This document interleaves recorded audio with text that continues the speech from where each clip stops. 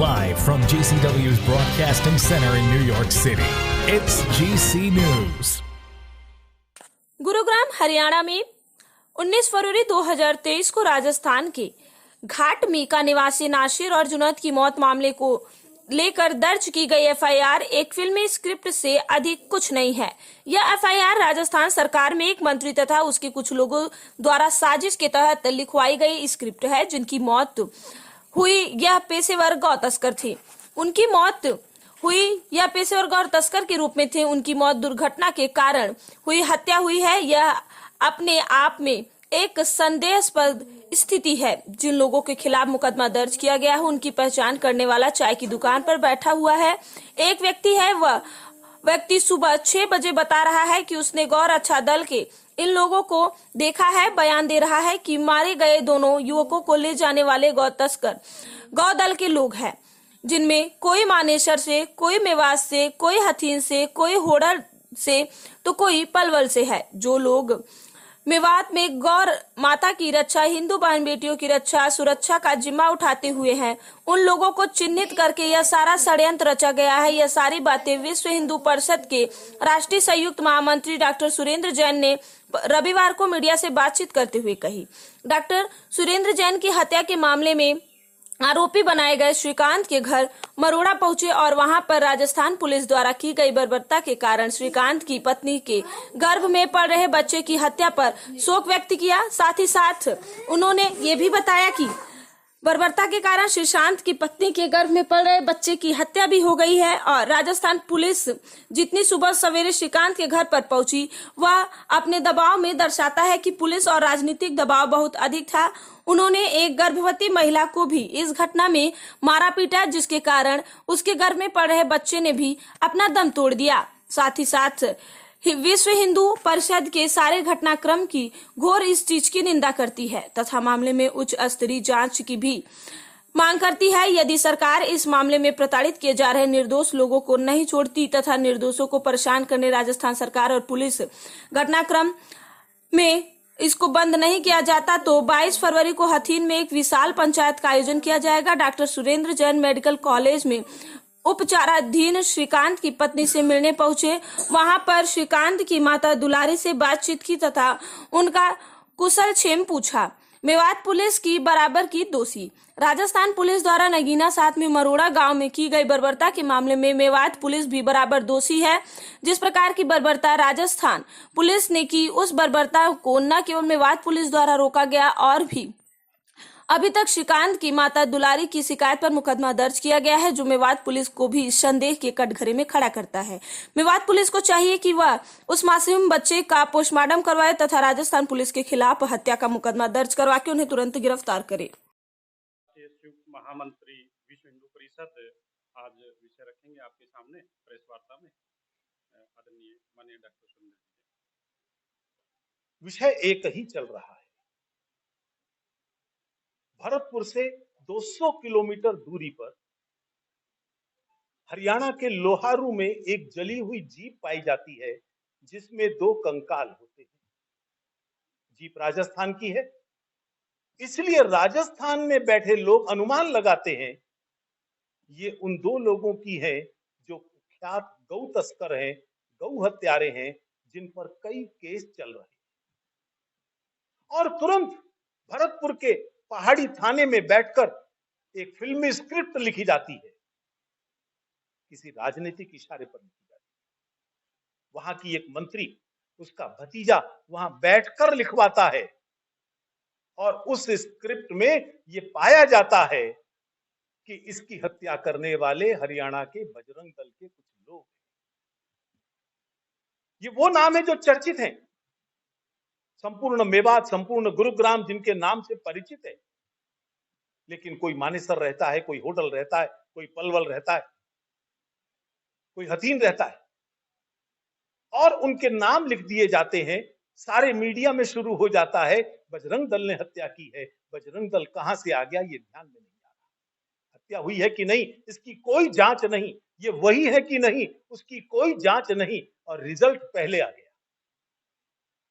राजनीतिक दबाव, मुस्लिम vote bank प्राप्त करने की इच्छा, अशोक गहलोत का मुस्लिम प्रेम, इन सब ने बाध्य किया कि इन 5 नामों के ऊपर आक्रमण किया जाए और राजस्थान की पुलिस तालिबान बनकर उनके घरों पर पहुंचना शुरू कर देती है और नगीना से आगे एक गांव के अंदर श्रीकांत नाम का एक कार्यकर्ता रहता है, उसके घर पहुंच गई। सुबह 3 बजे 40 लोग थे, जैसे किसी आतंकवादी को पकड़ने जा रहे हैं। अरे अशोक गहलोत, तुमसे बचाई नहीं गए कन्हैया की जान, सरतन से जुदा करके ले गए और यहां 40 लोग भेज रहे हो और वो कहते हैं दरवाजा खोलो नहीं तो गोली से उड़ा देंगे। धक्के मारकर दरवाजा तोड़ा जाता है। उसके 2 भाई खड़े हैं, दोनों को मार मार कर जीप में धकेल दिया जाता है, लात और घूंटों से बारिश कर दी जाती है। श्रीकांत के कमरे में उसकी पत्नी लेटी हुई है, 9 माह की गर्भवती। दरवाजा का तोड़ा जाता है कि खोलो इसको, और जैसे ही दरवाजा खुलता है एक पुलिस अधिकारी धक्का मार देता है, वो नीचे गिरती है और उसका रक्तस्राव शुरू हो जाता है। हॉस्पिटल में ले जाने पर आपको क्या लगता है अशोक गहलोत सरकार के सामने समर्पण करके, क्या 3rd डिग्री का इस्तेमाल करके किसी से वो कुछ भी कबूल नहीं करवा सकते? वो कहां है हमको भी नहीं मालूम, वो फरार है, ये हम परिणाम पर नहीं पहुंच सकते। लेकिन श्रीकांत को वो जिस तरह, एक और को जिस तरह से लेकर गए हैं और उससे हरियाणा पुलिस के खिलाफ बुलवा लिया, ऐसा लगता है ये 3rd डिग्री का इस्तेमाल करके तो कुछ भी कहलवा सकते हैं। इसलिए एक बार सबूत सामने आने दीजिए, जांच हो जाने दीजिए। इसलिए हमने सीबीआई की जांच की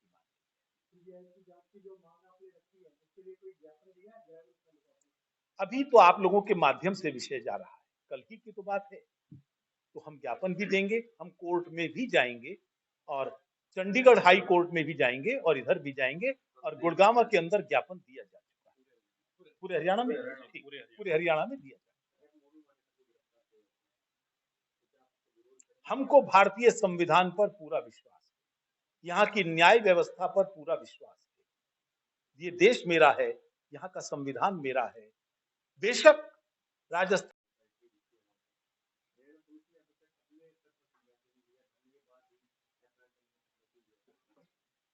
ये दुर्भाग्यपूर्ण है। शायद ये असमंजस रहा होगा कि वहां एफआईआर दर्ज हो चुकी है, इसलिए दूसरी एफआईआर क्यों? ये असमंजस कई बार आते हैं और ये असमंजस सरकारी लेवल पर नहीं, कई बार प्रशासनिक लेवल पर आते हैं। लेकिन आज जब उनको ध्यान दिलाया गया, एफआईआर वही होती है जिसे हम प्लेस ऑफ इंसिडेंस कहते हैं। या तो ये कहो कि वहां से मारकर वहां जीप पे जलाकर यहां डाल दिया, इसलिए वहां एफआईआर हो गई। अरे जीप यहां पर है, वो कंकाल यहां पर है, किसके हैं ये जांच करिए ना। लेकिन ये जांच स्वतंत्र रूप से अशोक गहलोत नहीं कर सकते। उनका इतिहास बताता है उन्होंने हिंदू समाज के साथ गद्दारी है, जिसका संविधान पर विश्वास नहीं है, लेकिन उसका इलाज भी संवैधानिक रास्ते से देखेंगे। ये 22 के बाद फैसला करेंगे, कुछ रणनीति उसी दिन घोषित करेंगे।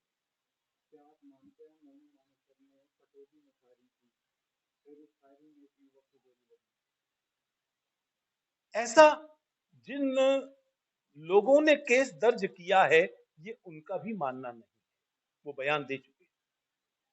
मोनू मानेसर वहां था ही नहीं उस समय जब ये,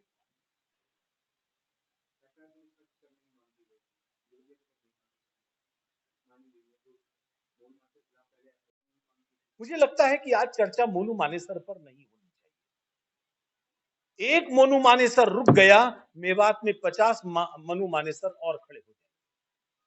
आज पुलिस वाले मोनू का हृदय से धन्यवाद देते हैं। जिन गांव में पुलिस वाले घुस नहीं सकते थे, मार खा के आते थे, वो मोनू के साथ जाकर अपने काम पूरे अंदाज से कर पाते हैं। समाज का सहयोग प्रशासन को भी चाहिए। ये दोनों 2 हाथ हैं, प्रशासन और समाज, और इसलिए दोनों मिलकर काम करें, इससे बड़ी और क्या बात होगी। मोनू मानेसर एक व्यक्ति का नाम नहीं है, ये नाम है संकल्प का। अब गायें कटने नहीं देंगे, बहन बेटी को उठने नहीं देंगे, मंदिर की जमीन पर जिहादियों का कब्जा नहीं होने देंगे। यही तो काम कर रहा है। इसी कारण तो आंखों की किरकिरी बना है। किसी को मारा है क्या? किसी को लूटा है क्या?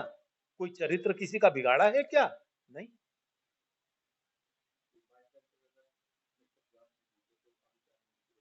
22 को घोषित